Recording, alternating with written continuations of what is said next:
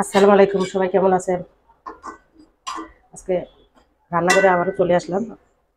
অল্প একটু আজকে গরুর মাংস রান্না করব।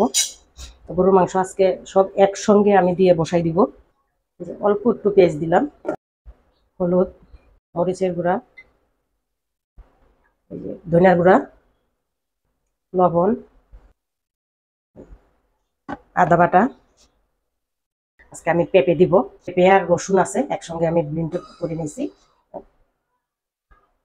আজকে গরুর মাংস রান্না করব পেঁয়াজ ছাড়া, অল্প একটু পেঁয়াজ দিয়ে পেঁপে দিয়ে রান্না করব। তেল দিয়ে দিব। যেখানে আমি আমার বাসায় বানানো মশলা, গরম মশলা সব আছে।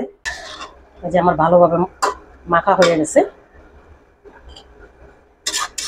আমি সব মশলা দিয়ে একদম ভালোভাবে মাইকে তারপর এখন বসাই দিব।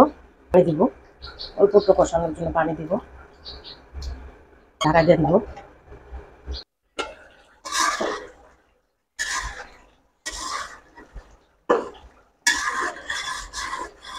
অনেক পানি বেরিয়েছে, আমি একটু পানি দিয়েছিলাম।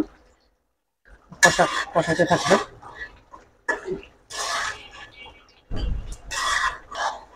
মাংস অনেকক্ষণ কষানো হয়েছে।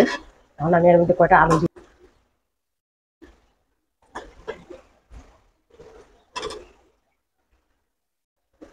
আমার বাসায় আবার সবাই একটু মাংসর আলু পছন্দ করে, তার মধ্যে এইভাবে রান্না করা হয়। আলু দিয়ে ভালো লাগে। মাংসতে আলু, বিরিয়ানির আলু খুব ভালো লাগে খেতে।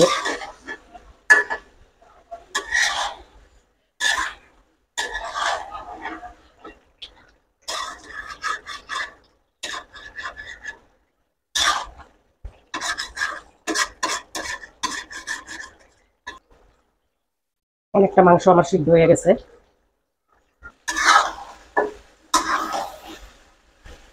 অনেকক্ষণ কষাইছি আমি, আলাদাভাবে মাংস অনেকক্ষণ কষাইছি, আলু দিয়েও অনেকক্ষণ কষাইছি।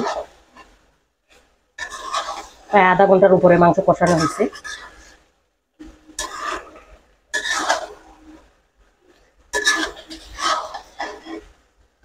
এখন আমি ঝুল দিয়ে দিব।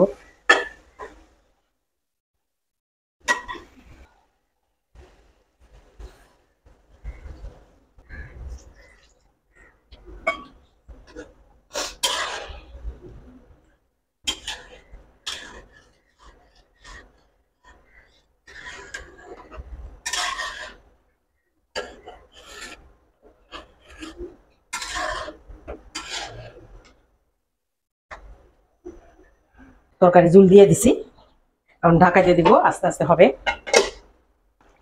আমার তরকারি হয়ে গেছে। এখন কত সুন্দর কালার হয়েছে।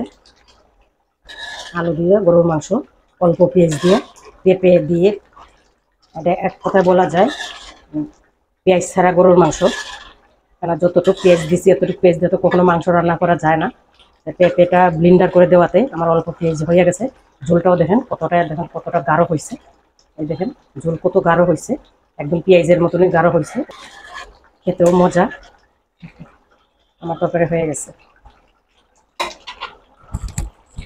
চুলা অফ করে দিব আমি।